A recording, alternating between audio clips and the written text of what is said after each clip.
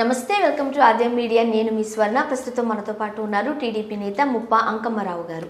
నమస్తే అండి. అంకమ్మరావు గారు, ప్రస్తుతం ఏపీలో ఆర్ జోన్ సమస్య అని చెప్పొచ్చు మనం, అది హైలైట్ అవుతూ ఉంది. సో రైతులందరూ కోర్టుకి కొన్ని సమస్యలను విన్నవించుకున్నారు, రైట్? ఏం చెప్తారు మీరు? అమ్మా, ముఖ్యంగా దాన్ని ఒకసారి పూర్వపరాలు మనం పరిశీలిస్తే రైతులు పూలింగ్ కిందటువంటి 33,000 ఎకరాలు రైతులు ఇచ్చినప్పుడు సిఆర్డిఏకి రైతులకి ప్రభుత్వానికి జరిగిన ఒప్పందం ఏందయ్యా అంటే నవనగరాలు అక్కడ నిర్మాణం జరగాలి. నిర్మాణం జరిగిన తర్వాత వీళ్ళకి డెవలప్ చేసినటువంటి ప్లాట్స్ వీళ్ళకి కేటాయించాలి. అంటే వీళ్ళు 1 ఎకరం ఇస్తే రైతులకు వచ్చేది 1250 గజాలు మాత్రమే. కాబట్టి ఆ నిబంధనలతోటి ఆ రోజు ఇవ్వడం జరిగింది. మరి అక్కడున్న నిరుపేదల పరిస్థితి ఏందని చెప్పని ప్రభుత్వం ఆలోచించేసి నివాస యోగ్యం లేని వాళ్ళు, మరి ఇబ్బందులు పడుతున్నటువంటి నిరుపేదలకి పెన్షను, ప్రతి నెల పెన్షను, అలాగే వాళ్ళందరికీ కూడా ఇల్లు కేటాయించాలని చెప్పని 5,024 ఇళ్ళు, టిస్కో ఇళ్ళు అక్కడ పూర్తి చేయడం జరిగింది. 90% పూర్తి అయిపోయినాయి పనులు. చిన్న చిన్న పనులు చేసి వాళ్ళకి అందజేయాలి. ఆ సందర్భంలో ప్రభుత్వం మారటం, ఈ ప్రభుత్వం రావటం, వాటిని పక్కన పడేయటం, ఆ నిరుపేదలకు ఏమీ ఇవ్వకుండా ఇంతవరకు దాన్ని కాలయాపన చేస్తూనే ఉన్నారు. ఈరోజు ప్రభుత్వం కుట్రపూరితంగా రాజధానిని నిర్వీర్యం చేయాలనే ఆలోచనతో, అక్కడ అభివృద్ధి జరగకూడదనే ఒకే ఒక్క కారణంతో ఈ కార్యక్రమాలన్నీ ఇప్పుడు ఈ ప్రభుత్వం చేస్తూ ఉంది. ఇప్పుడు మీరు అడిగినట్టు ఈ R5 జోను వాళ్ళు కేటాయిస్తాలనుకున్న స్థలాలు ఏంటయ్యా అంటే 54,000 మంది నిరుపేదలకి వివిధ ప్రాంతాలు, అంటే రాజధాని ప్రాంతంలో ఉన్న వాళ్ళు కాకుండా రాష్ట్ర వ్యాప్తంగా ఉన్నటువంటి వివిధ ప్రాంతాల్లో ఉన్న నిరుపేదలను తీసుకొచ్చేసి వాళ్ళ ఓట్ల బ్యాంకును కాపాడుకోవడం కోసం వాళ్ళ కార్యకర్తలు అనుకున్న వాళ్ళందరిని తీసుకొచ్చి ఇక్కడ 54,000 మందికి సెంటు స్థలం, బాగా అర్థం చేసుకోండి, రాజధాని ప్రాంతంలో సెంటు స్థలం, దాన్ని అంతకుముందు చంద్రబాబు నాయుడు గారు ఏం చేశారంటే ఇల్లు కట్టుకోవాలంటే ఇబ్బంది కాబట్టి వాళ్ళకి ఈయన ఇల్లు కట్టియడం జరిగింది. మరి ఆ ఇల్లు కట్టియడం గొప్పతనమా, లేకపోతే సెంటు స్థలం ఇచ్చేసి వాళ్ళని అలా చేయడం గొప్పతనం అనేది ఒకసారి మనం కూడా ఆలోచించుకోవాలి. ఇప్పుడు ఈ ప్రభుత్వం ఏం చెప్తుంది, మేము పేదలకు ఇస్తున్నాము, పేదలకు ఇస్తే మీకు వచ్చిన ఇబ్బంది ఏంటి అని చెప్పని ప్రశ్నిస్తూ ఉన్నారు.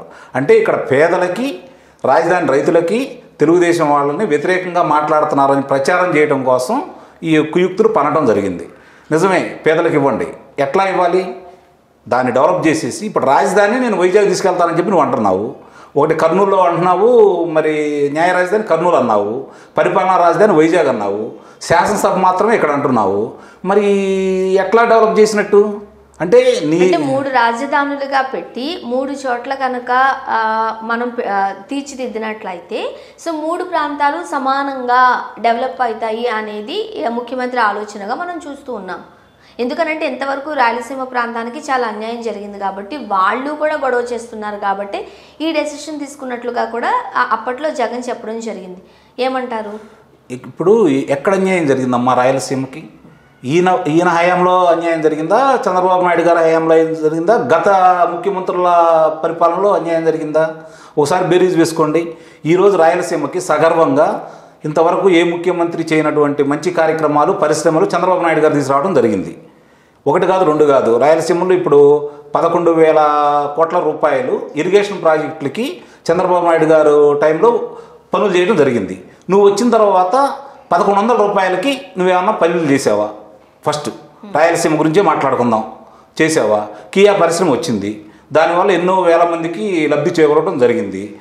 దాని విస్తరణ పనులు నీ వల్ల, నీ నాయకుల వల్ల వాటాలు అడిగి వాళ్ళని ఇబ్బందులు పెట్టినందువల్ల వాళ్ళు దాన్ని పక్క రాష్ట్రానికి తరలించుకోవడం జరిగింది. అలాగే ఇప్పుడు సెల్ ఫోన్ తయారీ కంపెనీ తిరుపతి, తర్వాత జాకీ పరిశ్రమ, నీ యొక్క నాయకులు, నీ ఎమ్మెల్యేలు, నీ స్థానికులు, నీ యొక్క బెదిరింపుల వల్ల అసలు కియా సంస్థ కాకుండా మిగిలినవన్నీ కూడా రావాల్సినవన్నీ వెనక్కిపోయినాయి. మరి నువ్వు రాయలసీమకు న్యాయం చేసావా, అన్యాయం చేసావా? ముందు ఇది ఆలోచించుకోవాలి కదా. రాయలసీమ ప్రజలు కూడా క్షుణ్ణంగా ఆలోచించుకోవాలి కదా. అంటే అతనికి ఆ ప్రాంతం లేదు, ఈ ప్రాంతం లేదు, ముందు కుల వివక్షని, ప్రాంతీయ వివక్షని రెచ్చగొట్టి లబ్ధి పొందాలి, అదే అతను ధ్యేయం కాబట్టి ఇలాంటి కార్యక్రమాలు చేస్తూనే ఉన్నాడు. అతను ఏదైనా అభివృద్ధి చేసి మీరు అన్నట్టు రాజధాని అన్నాడు, న్యాయ రాజధాని అన్నాడు కర్నూలుకి. ఏం చేశాడు ఇప్పటి వరకు? ఏమన్నా పనులు మొదలుపెట్టారా? ఏమీ లేదు కదా. పనులు కాకుండా కొన్ని పరిశ్రమలు తీసుకొచ్చేసి ఈ పరిశ్రమలు తీసుకొచ్చాను, దీంతోపాటు న్యాయ రాజధాని తీసుకొస్తానని చెప్పాలి కదా. ఏమీ జరగట్లేదు కదా. అంటే దాన్ని బట్టి మీరు అర్థం చేసుకోండి, ఆయనకి అభివృద్ధి చేయటం తెలియదు, ఫస్ట్ చెయ్యాలనే ఆలోచన కూడా లేదు. ఎవరన్నా వచ్చి పరిశ్రమల్ని ప్రోత్సహించేసి పరిశ్రమలు పెట్టి ప్రజలకు ఉపయోగపడతానంటే నాకేంటి అనే ఆలోచన తప్ప జనానికి మేలు జరిగిద్దనే ఆలోచన ఆయనకు మాత్రం లేదు. కాబట్టి ఇవన్నీ బోటకు మాటలు. ఇప్పుడు మీరు అన్నారు ఇందాక, అసలు ఇదేంటి యార్ జోన్ అనే దాని గురించి మీకు ఒక చిన్న వివరణ ఇస్తాను నేను. ఇప్పుడు నిన్న రైతులు న్యాయస్థానాన్ని ఆశ్రయించడం జరిగింది.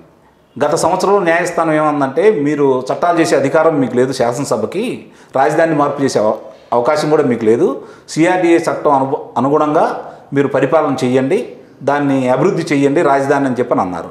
6 నెలలు టైం అడిగారు, లేకపోతే 30 నెలలు టైం అడిగారు. వాళ్ళు ఏదో మాట్లాడుకున్నారు, 60 నెలలు కూడా అడిగారు, దాన్ని అభివృద్ధి చేస్తామని అన్నారు. నిన్న అసిస్టెంట్ అటార్నీ జనరల్ గారు చాలా వివరంగా ఏం మాట్లాడారా అంటే, మేము రాజధాని అభివృద్ధి చేసే క్రమంలోనే ఈ పేదలకి ఈ సెంటు స్థలం ఇస్తున్నాను అని చెప్పని అంటున్నారు. అభివృద్ధి ఏం చేశారని సెంటు స్థలం ఇస్తారు? అంతకుముందు మరి రైతులకు స్థలాలు ఎందుకు ఇవ్వటం లేదు? వాళ్ళకి ఇచ్చిన తర్వాత కదా అభివృద్ధి అనేది. నవనగరాలు అనేది నిర్మాణం పూర్తయిన తర్వాతే కదా అభివృద్ధి అనేది జలాలకు వచ్చేది. అసలు అవి మొదలు పెట్టాలి కదా, అది మొదలు పెట్టండి. నిర్మాణాల కార్యక్రమాలు మధ్యలో ఉన్నప్పుడే వీళ్ళకి ఇవ్వండి.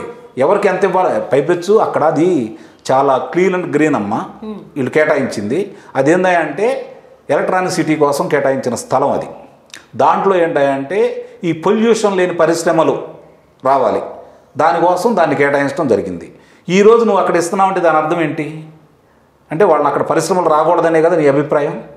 పరిశ్రమలు రావనే కదా? అసలు ముందు నగరాలే లేకుండా యాక్చువల్గా పరిశ్రమలు వస్తే ఉపాధి పెరుగుతుంది, యూత్ అందరూ కూడా ఏదో ఒక భరోసా పొందుతారు. సో దానివల్ల పరిశ్రమలు ఆపాల్సిన అవసరం ఏముంది అనేది కొంతమంది వాదన. 3 లక్షల మందికి అక్కడ ఉపాధి ఏర్పాటవుతుంది ఆ ఎలక్ట్రానిక్ సిటీ పూర్తయితే. 3 లక్షల పైచిలుకు మందికి ఉద్యోగ అవకాశాలు వస్తాయి. వాళ్ళు నివాసయోగ్యం కావాలి. వాళ్ళందరి కోసం ఆ స్థలాలు కేటాయించడం జరిగింది. దాన్ని వదిలేసి ఈరోజు నువ్వు వీళ్ళకి పంచిన తర్వాత రేపు పొద్దున ఏం చేస్తావు? అక్కడ ఏ పరిశ్రమలు వస్తాయి?